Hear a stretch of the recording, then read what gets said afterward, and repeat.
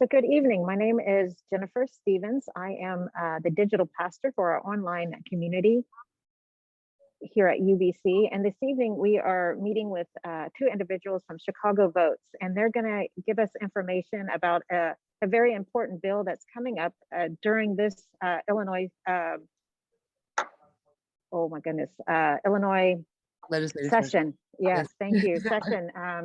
And that is currently ongoing. And so we're trying to have this bill passed. It's SB 828, voting in prison. And I'm going to go ahead and turn it over to them and let them introduce themselves and share a little bit about what's going on and how we can help.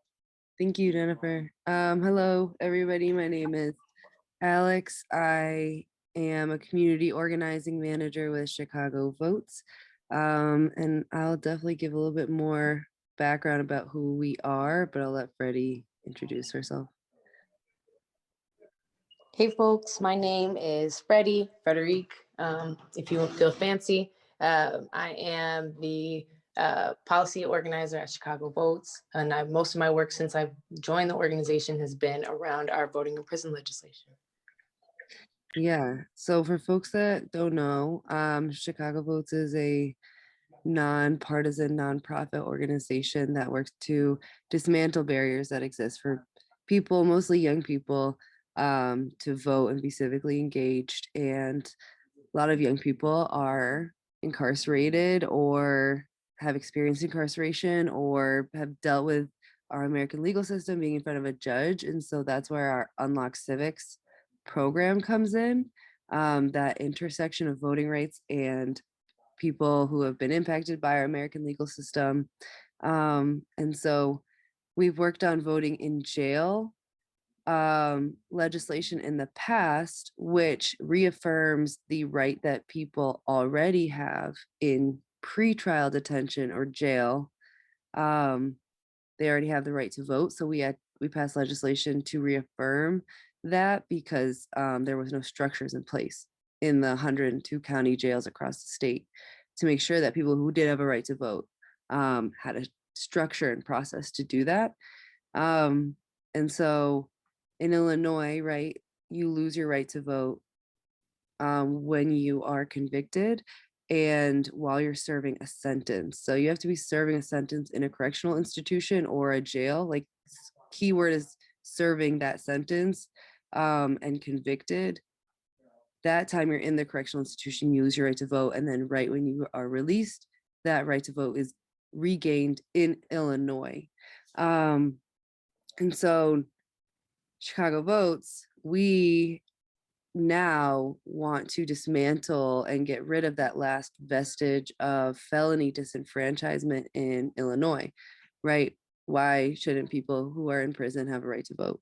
They are impacted, their constituents, they're citizens, they are eligible if they are 18, they're human beings impacted by many things, so should have a right to vote, right? And people in prison are counted in district lines, right? Are counted in a census, no matter if they're going to be counted at home or in the prison district, they're still counted. And so they should have a right to vote. And so today we're just going to be doing a teach-in on the background of felony disenfranchisement and kind of taking it even back towards really why is this such a big issue that we're working on right now. So Freddie, if you have the PowerPoint, if you want to open it. I don't know if you had anything else to add too.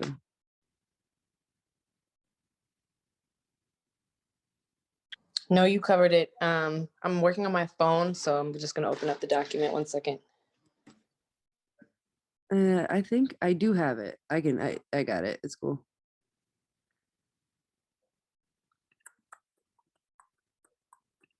Oh wait, could you give me, I think I need access.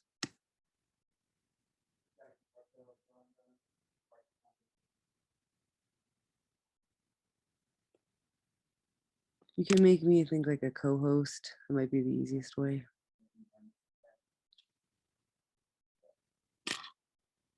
Thank you. So, this is a teach-in on SB 828, voting in prison. basically, this bill will remove felony disenfranchisement, that it will allow people in prison to vote, right? Voting in prison. And so far, this bill, well, first of all, it's being sponsored by Representative LaShawn Ford, who's on the west side of Chicago in the Austin area, and State Senator Mike Simmons, who currently represents the Uptown Rogers Park area, and then Senator Robert Peters, who is in South Shore Hyde Park. And so this bill, we got it down for a vote on the House floor in October. And we received 57 votes, but you need 60 votes to pass the House floor. So we're 3 votes shy. And so that is where it is right now. Is Representative Ford did something called a postponement when he got the 57 votes, which basically was like a save and gives you a second chance. So you can throw out that 57 vote and we get one more chance at it this session, to get that 60. And if we don't get that 60, then the bill will die and we can try again next year. But we want to get that 60 this session. That is the goal. So why is removing felony disenfranchisement laws so crucial to a fair democracy? Basically, mass incarceration and mass convictions plus felony disenfranchisement laws make a constrained democracy. When you have less number of people who can vote, which will impede the representation of those individuals in their communities, that will increase racial disparities in voting and representation. So we are putting democracy and representation on lockdown, right? So when we have less people who can vote, that will impede that representation and increase racial disparities. And when we look at incarceration rates in the US, right, we know that 25% of the world's incarcerated population is right here in the US. Our incarceration rates steeped extremely, very steeply, through the war on drugs and the war on crime, right? And we at one point had 200,000 folks that were incarcerated. Now it's, millions of people. And so when you have that, and then you also have this racial disparity of people that are in prison, you have mostly Black people who are being incarcerated and very large populations, right? This is from 2010 because this is off the census data. So we're still waiting for the next census data.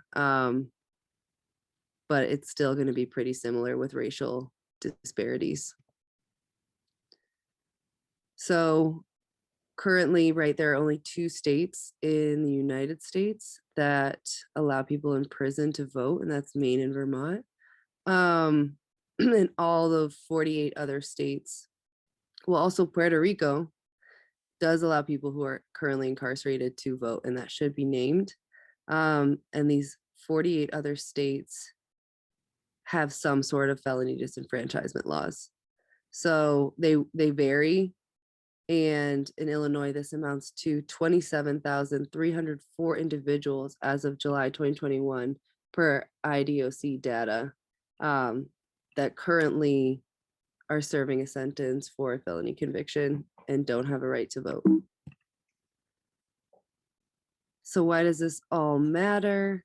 Again, the US disenfranchises significant numbers of people, and racial disproportionalities in arrests and convictions are reinforced and is reinforced by racial disproportionalities in voter eligibility and representation. So again, these slides are trying to say the same thing over and over again in different ways, that we're incarcerating a lot of people of color at very high rates, and we're taking away their right to vote. That is voter suppression. So all these slides were put together by Dr. Christina Rivers, at DePaul University, who is the person that I first learned about felony disenfranchisement laws from. And this is her argument, and I think it's a very solid one, and it's why we are fighting so hard for this voting in prison bill to pass this session. And so she goes into also saying that one of the reasons that we're fighting for this bill is because voting matters, especially at local levels and in competitive elections. I mean, think about judicial elections. They can come down to very small amounts of votes, and state legislators, right, who are responsible for our sentencing laws in Illinois, our criminal code, our education. I mean, literally all of our laws in Illinois. And they can come down to very small votes. And people who are incarcerated are definitely interested in voting and are definitely interested in being civically engaged. And the voter turnout of eligible voters in Cook County Jail, when it was made a polling place, was higher than many parts of Chicago, right? There, when given access and structures, people definitely will be engaged. I think just from the folks that I have gotten to know that are currently incarcerated at Stateville, I mean, they're more informed on the daily than most people on the outside in the free world. I mean, they're watching the news constantly. And they helped put together a survey for folks in Stateville prison of, you know, how many folks had voted prior to incarceration. 64%, including while awaiting trial. 98% said they would vote while incarcerated. 92% said they would vote if they were released. Many said it's very important. Voter education is something that they would participate in while incarcerated. And many said that they were very or somewhat closely followed the 2016 presidential campaign, but only 37% knew what their voter eligibility was when they got out and how to get that voting rights back. So sending a message that voter education is a huge part of also re-enfranchising someone. Another survey similar was done in California. In California prisons had similar results. People are definitely interested. So yeah, that is really the background of, you know, the moral and necessary reasons why, you know, this bill needs to pass. You know, and I'll also say another bill that we're supporting is, oh, Freddie, I don't know if you have the bill number, the menstrual products in prison bill. Is a bill that is directly in correlation with this of women in prison and people who menstruate in prison need to have a voice over their basic needs of having access to menstrual products. And, you know, something so key when we were talking about the bill is the necessity to put in the language of the bill new underwear as part of menstrual products, right? And so that is something that people who are incarcerated are the ones that will know this is what we need. This is what the need is. And so people just need to be able to vote, because these are the legislators that are going to vote on this bill, and they're not beholden to people who are in prison, you know, specifically people who menstruate in prison. They don't have a vote over these state lawmakers who are going to vote on this very crucial legislation. So all of that to say, there's many ways that you can plug in and support this. And I will give it to Freddie. That bill number is House Bill 4218, FYI. And I'll give it to Freddie to tell you all the ways you can plug in. So I hope folks are thinking, oh my God, this is terrible. What can we do about it? We have some ways for you to get involved and plugged in. The first thing that we ask folks to do is, if they live in Illinois, that you would reach out to your lawmaker. So either your state representative or your state senator. And we have a link here that we will share, make sure that you all have access to it. If you click it, you'll put in your name, your address. It'll automatically auto populate to who your elected official is. You don't have to worry about drafting a message. There'll already be a draft there. You can edit that if you choose, if you want to put anything personal in there, and it'll just send it straight to their lawmakers, your lawmaker. We also, those are emails that get sent from this software to legislators' offices. So sometimes we use this mechanism to let people know that there are people in their district that support the legislation, but oftentimes because it's not a like personalized letter, sometimes it can just get all into one folder. So in order to make sure that legislators know that it's not just people behind a computer, we are also people calling, tweeting, sending emails. We also have our Tuesday night advocacy evenings. Those are happening now from until we pass the bill, or at least through session, from 5:30 to 6:30 p.m. Basically, what we all do is we have a structured time slot where we make phone calls to legislators. We send emails, we send out tweets. We typically will have a draft tweet that you can send if it makes you nervous to leave a voicemail just off the dome. We have a script for that, email templates. And so, yeah, it just makes it super fun and easy to get involved with us. We want to make it as fun and easy as possible, but also let people know across the state, especially our lawmakers, that people do support this, people do want this, especially for our brothers and sisters who are incarcerated and aren't able to talk to legislators and advocate. This is our chance to amplify their voices for sure. And the last thing that folks should be excited about is our two sponsors, chief sponsors, Mike Simmons, Senator Simmons in the Senate, and Representative LaShawn Ford in the House.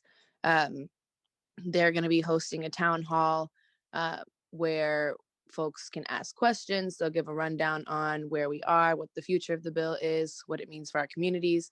And we'll also have people speaking, people who were formerly incarcerated and directly impacted by our American legal system, talking about what voting in prison would mean for them and especially their communities that they have that are still behind bars. And we will also have some live music performances from one of our former civic fellows, King Musa, just to keep it fun and keep folks entertained while we embark on the mission to pass this bill. And it's definitely been not a super straightforward bill to pass, but we know it's important. And so these are the things that we're doing to build momentum around it. And I hope that folks will join us.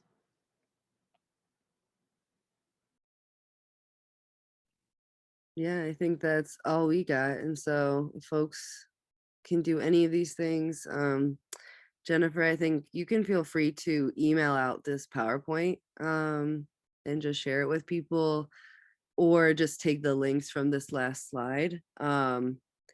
Because I think, some of the PowerPoint slides need explanation. Okay. And how can they learn more about Vote Chicago? How can they learn about how to be a part of Tuesday night's advocacy evenings? So these are all linked. So like Okay. that's a link to that website, and then the Join Our Advocacy Evenings is a link to the Zoom. It's every Tuesday night from 5:30 to 6:30 p.m. on Zoom. So people just have to sign up for the Zoom registration link. Which I think, like, if you want to just take it from here and put it in an email, that might be easier. Or I could just send it to you. Just let me know what's the easiest thing. Well, that's fine. If it's already a link, I can just email it out to our people. Okay. Yeah. Well, thank y'all so much. I really appreciate you taking time to share so important information with our our friends. And so again, thank you very much for being here with us this evening. Thank you so much for hosting us, Jennifer. I appreciate you opening this space for us to talk about this super important legislation that we're working on. Thanks, Jennifer.